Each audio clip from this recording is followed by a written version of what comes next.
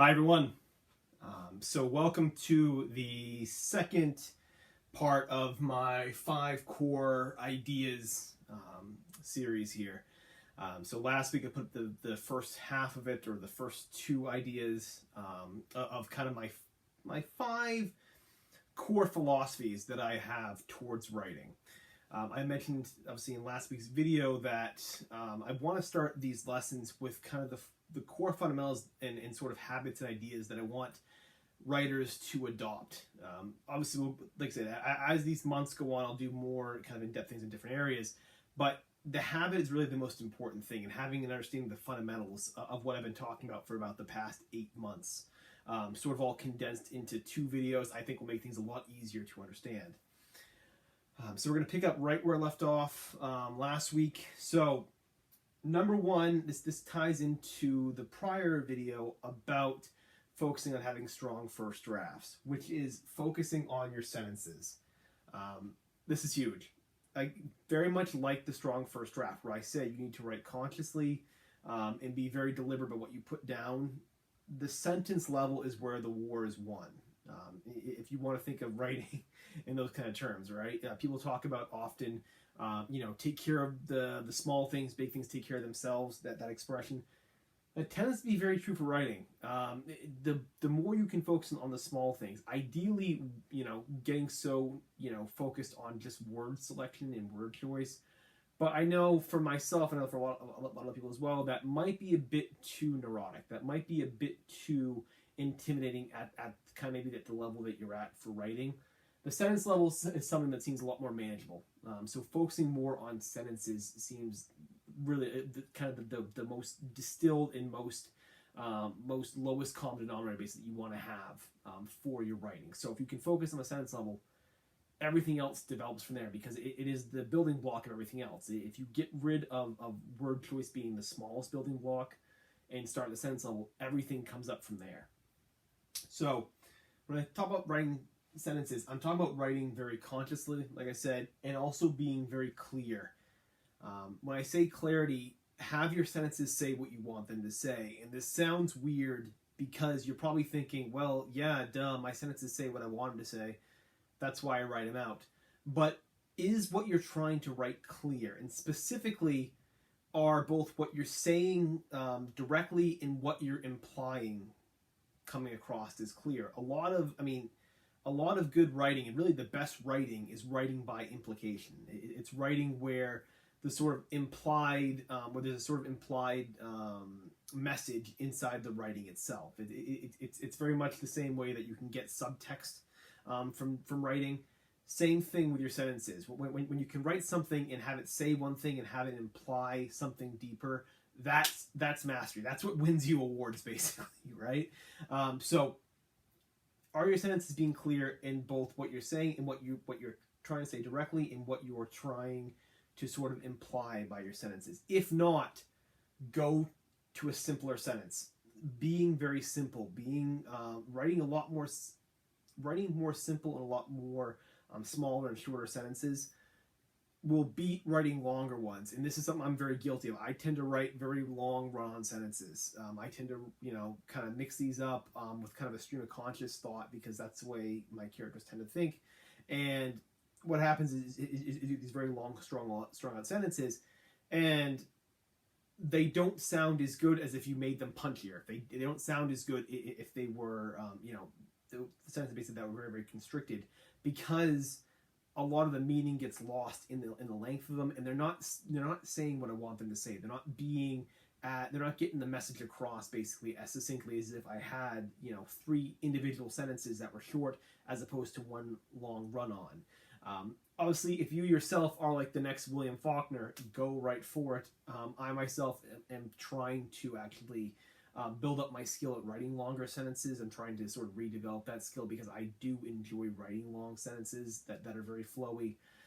But for basically most people, and I think just general advice, simple sentences are the way to go until you can build up from there. And if a sentence is not strong, if it's not saying what you want it to say, go simple. Like, revert back to simpler sentences. They don't sound childish. They're not A simple sentence is not childish. A simple sentence is not like something that like you would see a kid do or something like that. I think people tend to get in the academic mindset of you have to have these long flowing sentences to be taken seriously. No, like simple sentences work really, really well.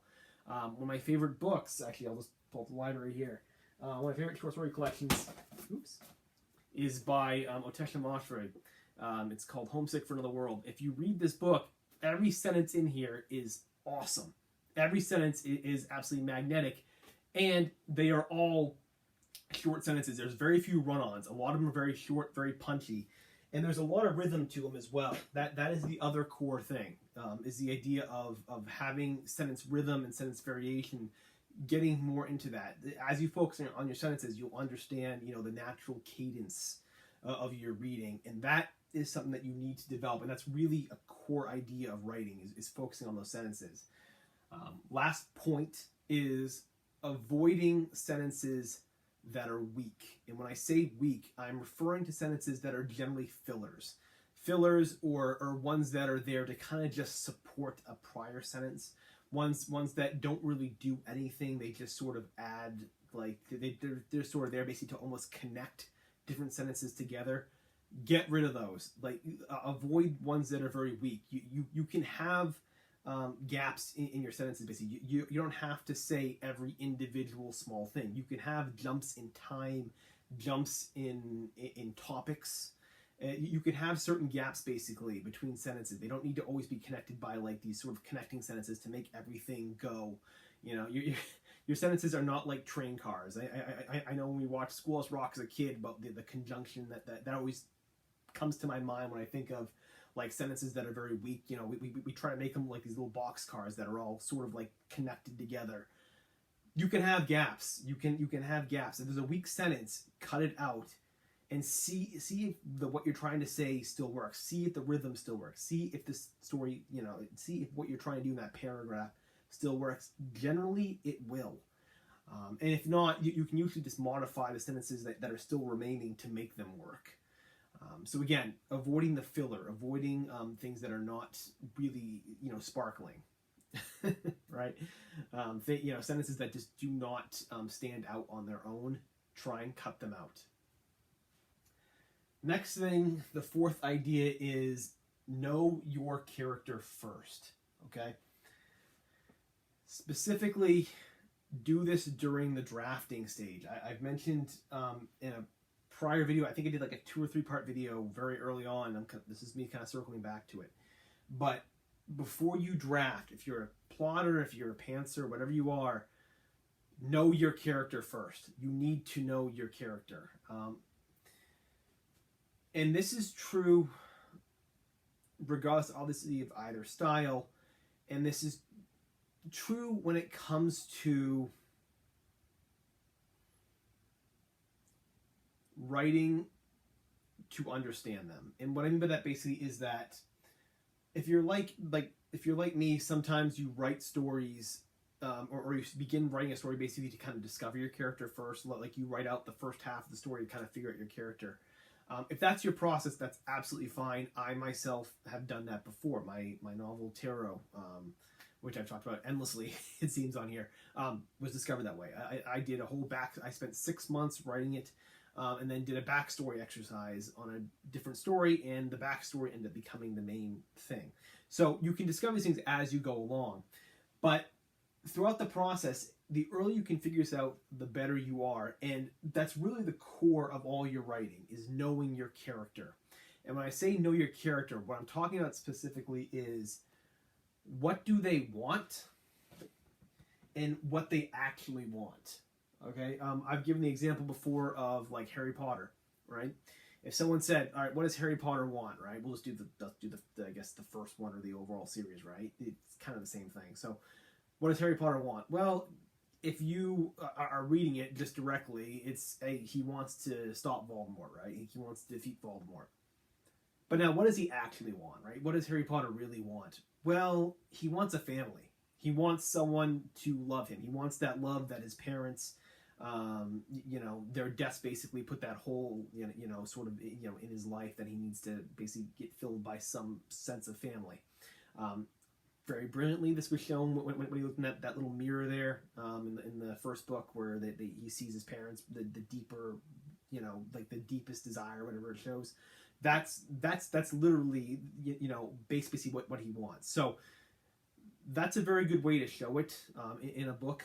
You obviously obviously can use the mirror as a device, but you need to know that. As an author, you need to know both the surface level and the deeper sub-level, the subtext, what they actually are looking for.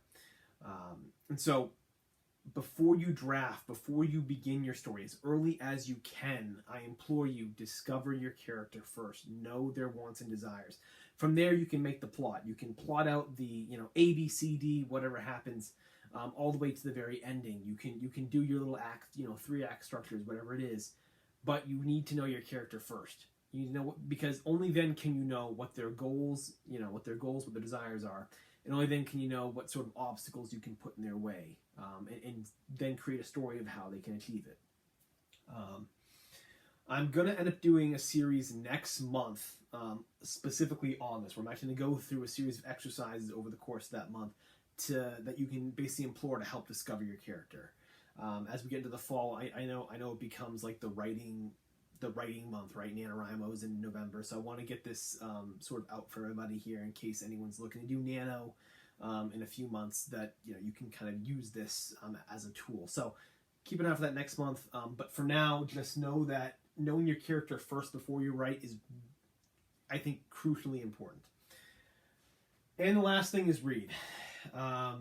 Obviously, this is not any kind of advice that you haven't heard from every writer, author across the span of ever, right? They all say read. And so it's absolutely true. It's repeated because you need to know good writing and bad writing. But I'm going to go a little bit further. When I talk about reading, I'm talking about learning how to analyze books. Just reading alone, generally, you will pick up things here and there. I do think subliminally you'll also kind of retain certain ideas and certain, you'll get a feel for it.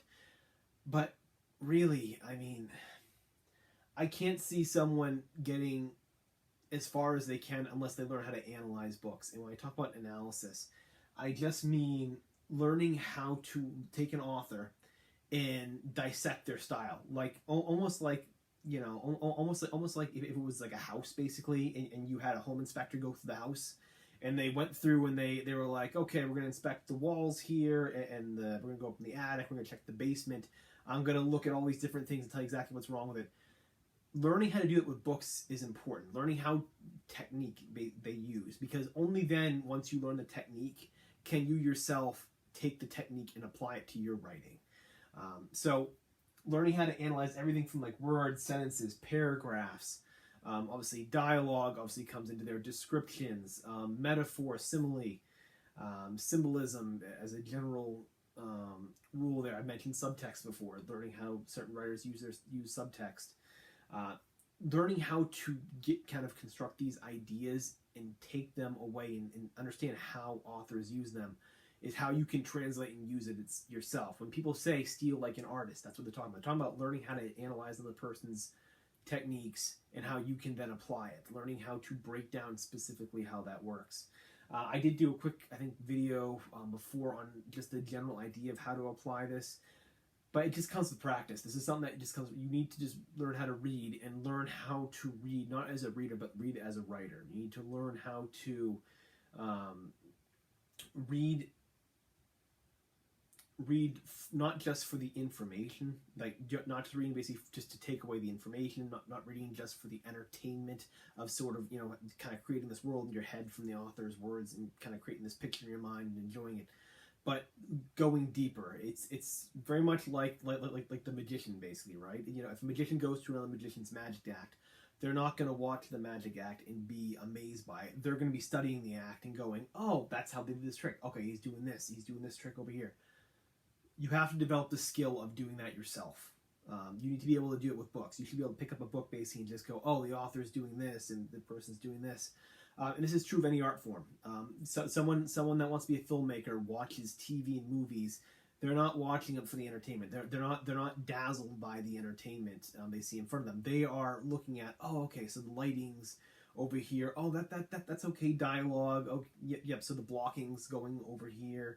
They're looking at it for different things than what the traditional audience is looking at. Same thing with you. If you're going to be an author, if you're going to be a writer, you need to read not as a traditional reader, but as a writer. I've said before that also that this tends to sometimes lead to a bit of a problem where maybe you don't enjoy the reading as much. I found that too. Generally, whenever you go meta, whenever you analyze things and kind of step back and are no longer kind of dazzled by the illusion of what it is, right? You're no longer dazzled by the illusion of the movie, and you study it for what's going on behind the scenes. To make that particular scene work in front of the camera, well, yeah, the movie's not going to be as immersive. You're not going to feel as taken into that world. It's the one downside of it. But if you're going to be an author, you've got to learn how to read and how to analyze what you read. But that is it. So now I've gone through. I have shown you kind of my 5 core ideas. 5 core tenets, if you will, on what I think authors need to develop. What if you are a writer that's looking to become published, what you need to develop as a skill. And again, most of these are habits and just ideas. And if you can apply these, I think your writing will improve. Notice too, nothing I said on here was an actual prescriptive lesson. There's none of this basically is, hey, here's some things to fix your descriptions in your stories, or here's some things to help work with your pacing in your stories. These are general ideas that I want you to apply first. And then as you apply these ideas and these habits, you can start getting more invested in the smaller things, in improving your dialogue and descriptions, all that stuff. But unless you have the core fundamentals here first, you're going to run into a roadblock very fast. You're not going to progress, I don't think, as fast as you can. But that is it. So that is the 5 ideas. I'll be back next week with another video. Again, we'll be kind of on the similar topics of just general concepts first. And then when we get into September, I'll start doing a bit more kind of lessons that are a bit more focused on the writing when I start going into some exercises to develop character. All right. So until the next time, have obviously a great week, and I will be back next week.